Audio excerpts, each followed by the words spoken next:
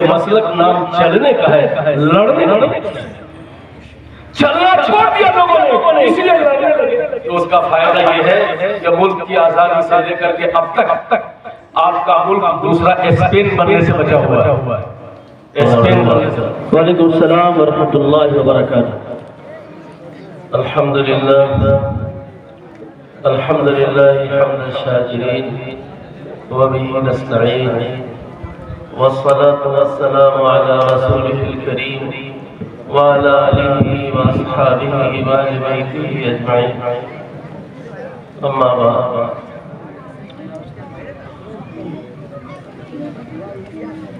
فقال حبیبنا صلی اللہ علیہ وسلم طلب العلم فریضۃ علی کل مسلم، صدق حبیبنا صلی اللہ علیہ وسلم۔ صدر علی قدر عارف باللہ حضرت مولانا محمد صفی الرحمن صاحب قاسمی دامت برکاتہ العالیہ، رئیس المدرسین مدرسہ اسلامیہ شکر کی بھروا، مخدوم علی قدر مشفق و مربی حضرت مولانا مفتی محمد ثناء الہدیٰ صاحب قاسمی دامت برکاتہ العالیہ، جن کے علم اور جن کی تحقیق پر ہندوستان نہیں بلکہ بیرون ہند کی یونیورسٹیاں اعتماد کرتی ہیں۔ مخلص و محترم حضرت الحاج محمود عالم صاحب دامت برکاتہ العالیہ بلا شبہ خیر القرون کے تاجر اور مخلص دین و شریعت کے معاون اور بے لوث اور بے غرض خالص قرآن کی نسبت پر کلکتہ سے بردی پور تشریف لائے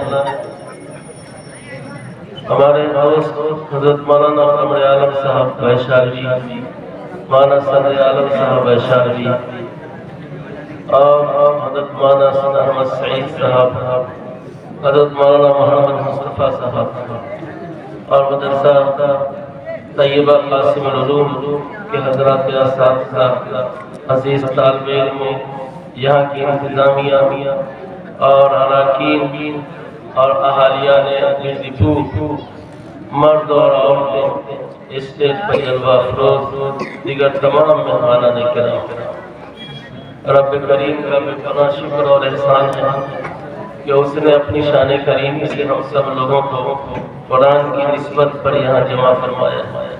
اللہ تعالیٰ اس حاضری کو قبول فرمائے، آمین یا رب العالمین۔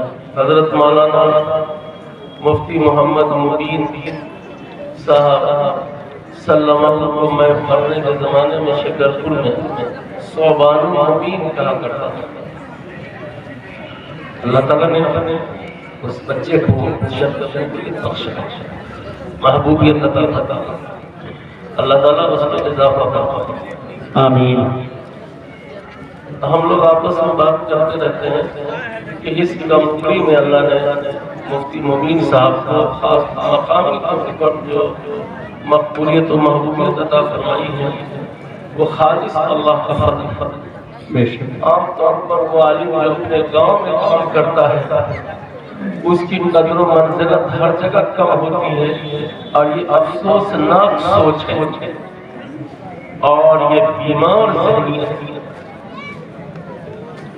جو لوگ اپنے گاؤں میں اپنے مقام پر مکتب چلاتے ہیں، مدرسہ چلاتے ہیں، امامت کرتے ہیں، ان کو سب سے زیادہ گلے لگائے، ان کی قدر لیکن اس بہار کا عالمیت یہ ہے کہ یہاں سے لوگ جب باہر جاتے ہیں تو سر پہ بٹھا ہاتھ تھامتے ہیں، اور گاؤں میں گرام میں اپنے محلے میں اگر محلے کا عالم کام کرتا ہے تو ہاتھ کھینچنے کے بجائے ٹانگ کھینچ۔ یاد رکھیے، ہاتھ کھینچنے کا مزاج بنے گا تو پھنسا ہوا آدمی نکل جائے، اور ٹانگ کھینچنے کا جو مزاج بنے گا تو ایک کھڑا آدمی منہ کے بل گر جائے۔ میں بردی پور کے تمام بڑوں کو، بزرگوں کو، ماؤں کو بہت بہت دل کی گہرائی سے مبارکباد دیتا ہوں کہ اللہ تعالیٰ نے اس بیمار ذہنیت سے آپ کو نجات دے دیا۔ اور آپ کو بڑی کر دیا۔ بیردی پور کی ذہنیت بیمار نہیں، مانا مبین اسی گاؤں میں پیدا ہوئے، یہیں جوان ہوئے، یہیں پلے بڑھے، یہاں سے شکرپور گئے، شکرپور سے دیوبند، اور دیوبند سے فارغ ہونے کے بعد اور اختصاصی صلاحیت کے بعد جب لوٹے تو ان کے لیے بہت موقع تھا کہ وہ بنگلور چلے جاتے، گجرات چلے جاتے، دوسرے ملکوں میں چلے جاتے، لیکن انہوں نے سب کچھ تیج دیا اور اپنے بیردی پور میں خیمہ زر۔ میں سمجھتا ہوں کہ مفتی مبین کے اس ایثار اور قربانی کی برکت سے اللہ تعالیٰ نے اہالیہ بیردی پور کے دل کو مفتی مبین صاحب کی طرف متوجہ فرمایا ہے، اور اللہ تعالیٰ ان سے کام لے رہا ہے، آئندہ بھی اللہ تعالیٰ کام لیتا رہے۔ میں پھر اہالیہ بیردی پور اور علاقہ مضافات سے آئے ہوئے بڑے بزرگوں کو مبارکباد دیتا ہوں کہ جس طرح آپ نے مولانا مبین کو اب تک تھاما ہے، اس سے بڑھ کر تھامی اور اس کام کو آگے بڑھائی۔ یاد رکھیے میرے علم میں تو بہرحال یہ بات نہیں ہے، حضرت مولانا شمس الرحمان صاحب، حضرت مولانا محمد مصطفیٰ صاحب، حضرت مفتی صدیق احمد قاسمی صاحب دامت برکاتہم، میرے علم میں تو یہ بات نہیں ہے کہ اللہ تعالیٰ نے کسی پیغمبر کو زمین پر اس وقت بھیجا ہو جب زمین کی صورتحال پیغمبر کے کام کے لیے بہت موافق۔ کیا مطالعہ ایسا گزرا ہے کہ اللہ تعالیٰ نے 1,24,000 پیغمبروں میں سے کسی ایک پیغمبر کو اس وقت بھیجا ہو زمین پر کہ جب زمین پر کام کی صورتحال پیغمبر کے لیے بہت موافق رہی ہو، بلکہ ہمیشہ پیغمبروں کا اللہ تعالیٰ نے نامساعد حالات میں زمین پر اتارا ہے۔ اور سب سے اخیر میں حضرت نبی کریم صلی اللہ علیہ وسلم کو جو مبعوث فرمایا تو اس وقت کی صورتحال یہ تھی کہ تقریباً زمین کا رشتہ آسمان سے 550 سال سے کٹا ہوا تھا۔ سیدنا عیسیٰ علیہ السلام سے لے کر حضرت محمد رسول اللہ صلی اللہ علیہ وسلم کی بعثت تک کم و بیش 550 سال کا عرصہ گزرتا ہے، زمین کا رشتہ آسمان سے نہیں تھا۔ زمین گندی ہو چکی تھی اور اتنی سخت ہو چکی تھی کہ باپ وہاں زندہ بیٹی کو دفن کر دیتا تھا۔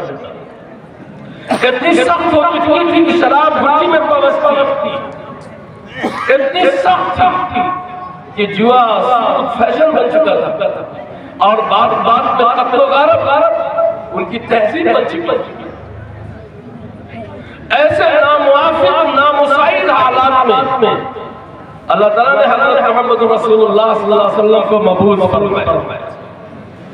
یہاں سے میں اپنے سے کم عمر علماء کو یہ بات کہتا ہوں، اپنے سے بڑی عمر کے علماء کو نہیں اور اپنی عمر کے علماء کو نہیں، بلکہ میری عمر سے جو کم عمر والے علماء حفاظ ہیں ان سے اور عام مسلمین سے میں عرض کرتا ہوں کہ نامساعد حالات میں پیغمبر کو کام کے لیے بھیجا جانا یہ پیغام ہے ہمارے اور آپ کے لیے کہ بے شک ہندوستان کی زمین آپ کے موافق نہیں ہے، ہندوستان کا اس وقت آسمان آپ کا ساتھ نہیں دے رہا ہے، ملک کا ٹیمپریچر ہم تک کچھ اور بتا رہا ہے۔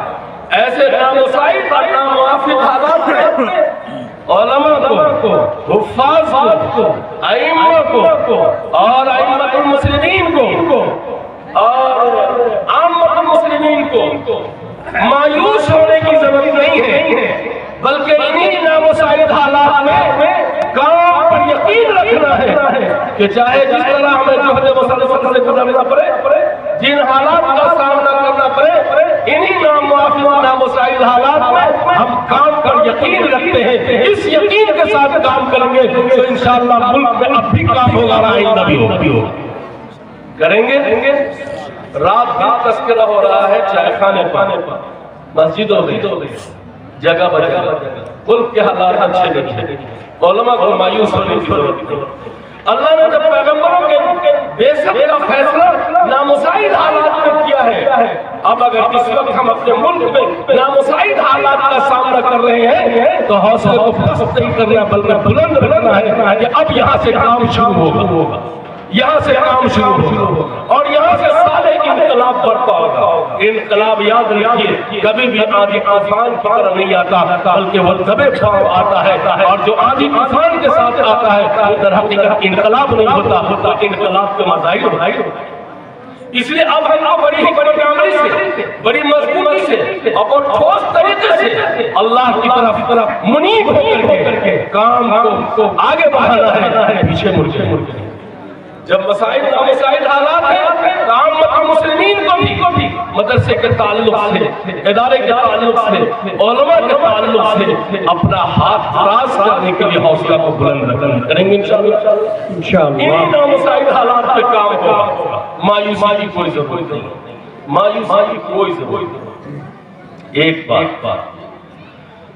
دوسری بات جو مجھے اس وقت آپ کی خدمت میں عرض کرنی ہے وہ یہ، انشاءاللہ وقت میں اپنی بات ختم کر دوں گا کہ اس آسمان کے نیچے اس زمین کے اوپر صرف دو طاقت ہے، تیسری کوئی طاقت نہیں ہے، صرف دو طاقت ہے اس آسمان کے نیچے اور اس زمین کے اوپر، صرف دو طاقت۔ نمبر ایک ملک کی طاقت، اب اس میں الیکٹرونک میڈیا ہو، پرنٹ میڈیا ہو، فوج ہو، فضا ہو، کمانڈر ہو، سب مادی طاقت۔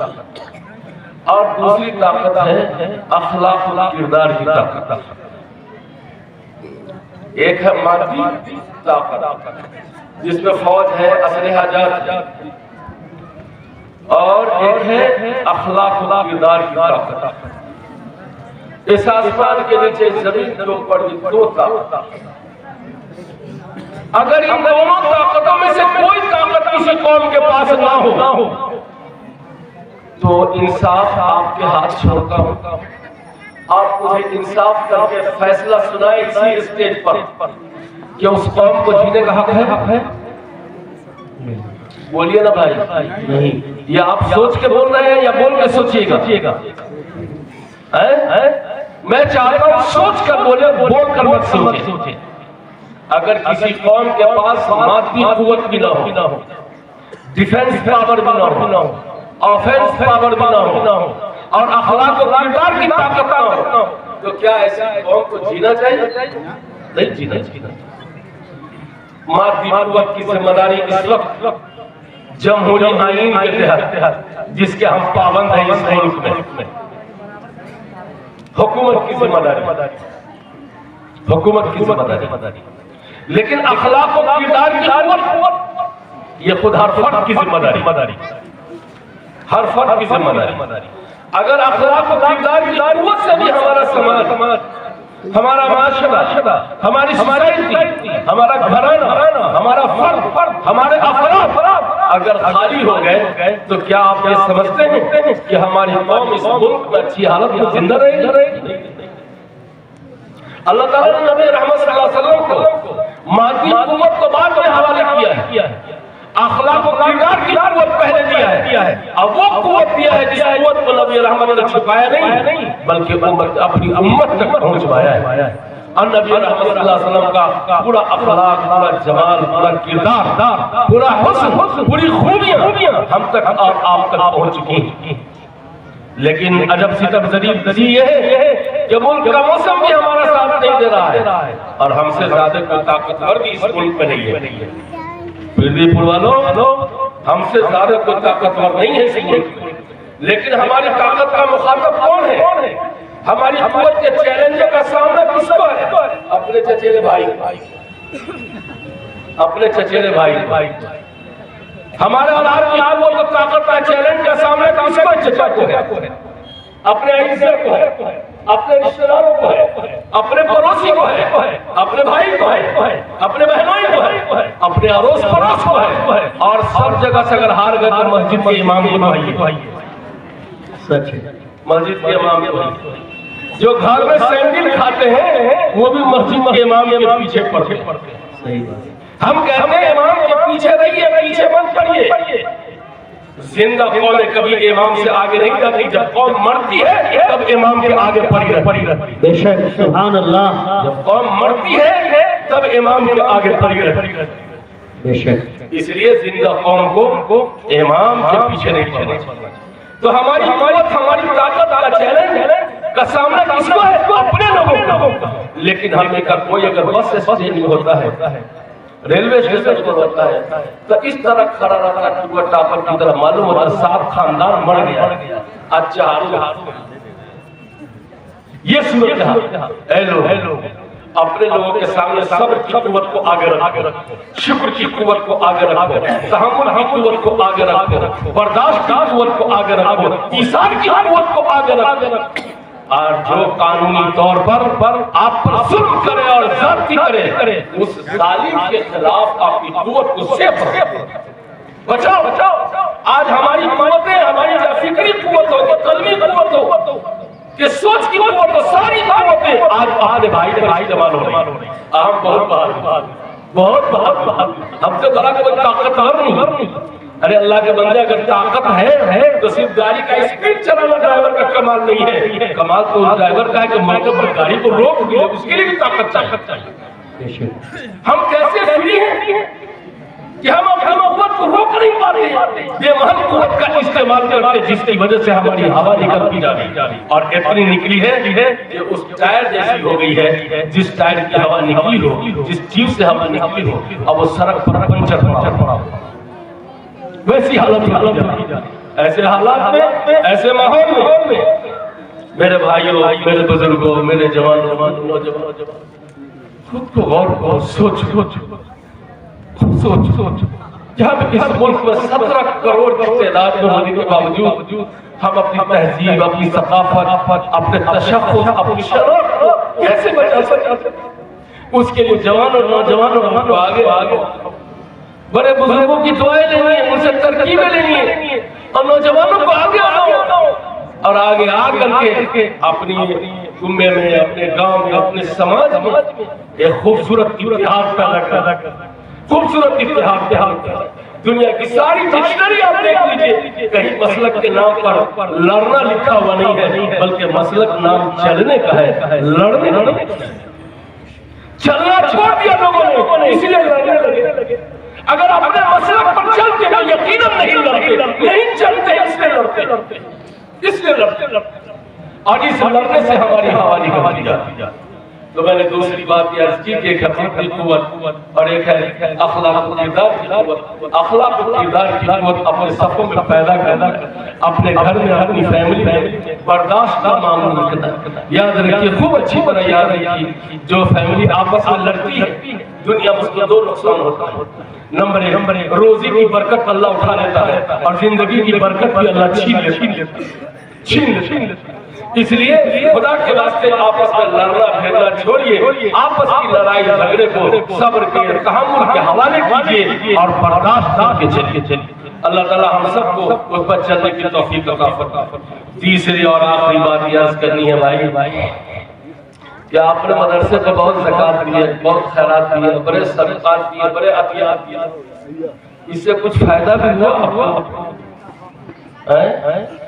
یہ کچھ فائدہ ہوا؟ کیا فائدہ ہوا؟ 2-4 حافظ بن گئے، یہی فائدہ ہے؟ 2-4 مولانا بن گئے، یہی فائدہ؟ کیا فائدہ؟ میرے بھائی، آپ نے مدرسے کو اب تک واجبہ رقم کی ہے، زکات کی ہے، تو اس کا فائدہ یہ ہے کہ ملک کی آزادی سے لے کر کے اب تک آپ کا ملک دوسرا اسپین بننے سے بچا ہوا ہے، اسپین بننے سے بچا ہوا۔ اگر آپ اپنا مال مدرسے کو نہ دیتے اور مدرسے کے تحفظ بقا کی فکر نہ کرتے تو یہ ملک کب کا اسپین بن چکا ہوتا۔ مدارس اسلامیہ کا سب سے بڑا کردار یہ ہے کہ اس نے آج تک اس ملک کو دوسرا اسپین بننے سے بچایا۔ اب اگر ہم کٹ گئے، اور جیسا کہ کوشش چل رہی ہے کہ علماء کو عوام سے اور عوام کو امام سے کاٹ دیا جائے، اور یہ مدارس کا نظام اگر بند ہو گیا آپ کے ملک میں، تو وہ دن دور نہیں ہے کہ شاید ملک میں ہمارا وجود خطرے میں پڑ جائے، یہ ملک واقعی دوسرا اسپین بن جائے۔ اس لیے کل تک اگر مدارس سے محبت اب بڑھا لی، کل تک اضافہ کر لیجیے. اب مدارس کو علماء کو اپنی ضرورت سمجھ. جس دن آپ علماء کو حفاظ کو امام کو اپنی مذہبی ضرورت سمجھ لیں گے, میں قسم کھا کے کہوں تو شاید حالت نہیں ہو سکتا کہ جتنی آپ کے گاؤں میں دکان کی ضرورت نہیں ہوگی اس سے زیادہ علماء کی ضرورت آپ کے گاؤں میں ہوگی. لیکن ہم نے علماء کو اپنی ضرورت نہیں سمجھا. ایک دن اگر نمک گھر میں نہیں ہے, بیوی کر کے نمک ختم ہو تو فوراً بیوی چوک پر گھوڑ میں صبح میں فجر بازی سائیکل سے موٹر سائیکل سے بھاگتے نمک 10 دن سے ایک مسئلہ گھر میں پڑا ہوا ہے, لیکن توفیق نہیں ہوتی ہے مفتی مبین صاحب سے جا کر پوچھیں. وہیں سے فون لگاتے ہیں, ہیلو مفتی صاحب یہ مسئلہ. اب بھلا بتائیے نمک کی اہمیت آپ کو زیادہ ہے یا دین کے مسئلے کی اہمیت آپ کو زیادہ؟ اگر دین کی اہمیت زیادہ ہوتی اور اس کو اپنی ضرورت سمجھتے, بہت بنیادی ضرورت سمجھتے, تو آپ نمک سے بھی زیادہ ضروری سمجھ کر کے اپنے علماء سے, ائمہ سے, حفاظ سے رابطہ کر کے اس مسئلے کو حل کر. اللہ تعالیٰ ان باتوں پر ہم کو اور آپ کو عمل کی قوت و ہمت نصیب فرمائے. میں عزیز گرامی حضرت مولانا مفتی محمد مبین صاحب کو صرف مبارکباد نہیں بلکہ دل کی گہرائی سے دعا دوں کہ اللہ تعالیٰ ان کو ہرا بھرا رکھے, پورا آبادی کو اللہ پاک ہرا بھرا رکھے. اور اس وقت پور میں ایک نوجوان صالح جو اللہ ہی کی پراپرٹی تھی اور اللہ نے اللہ اپنے پاس بلا لیا ہے, اللہ ان کے پسماندگان کو صبر جمیل عطا فرمائے اور وہ اللہ تعالیٰ اپنی آغوش رحمت میں جگہ دے, جنت الفردوس عطا فرمائے. ربنا تقبل منا انك انت السميع العليم بحرمة محمد ابو بکر وعمر وعثمان وعلی واصحابہ اجمعین وبرحمتك یا ارحم الراحمین واخر دعوانا الحمدللہ رب العالمین. ماشاءاللہ, بہت خوب. دوستو, دل سے جو بات نکلتی ہے اثر رکھتی ہے, پر نہیں طاقت پرواز مگر رکھتی ہے. تو حضرت الاستاذ یہ پیغام دے کر کے گئے کہ بدل جاؤ وقت کے ساتھ یا وقت کو بدلنا سیکھو. بدل جاؤ وقت کے ساتھ یا وقت کو بدلنا سیکھو. مجبوری کو مت کوسو, ہر حال میں جینا سیکھو, ہر حال میں جینا سیکھو. اور خاص طور پر علماء کرام, اساتذہ کرام جو مدارس کے ہیں, ان سب کا ادب و احترام اور مان سمان ہم سب کی ذمہ داری ہے. اللہ تعالیٰ ہم سب کو ادب کرنے کی توفیق عطا فرمائے.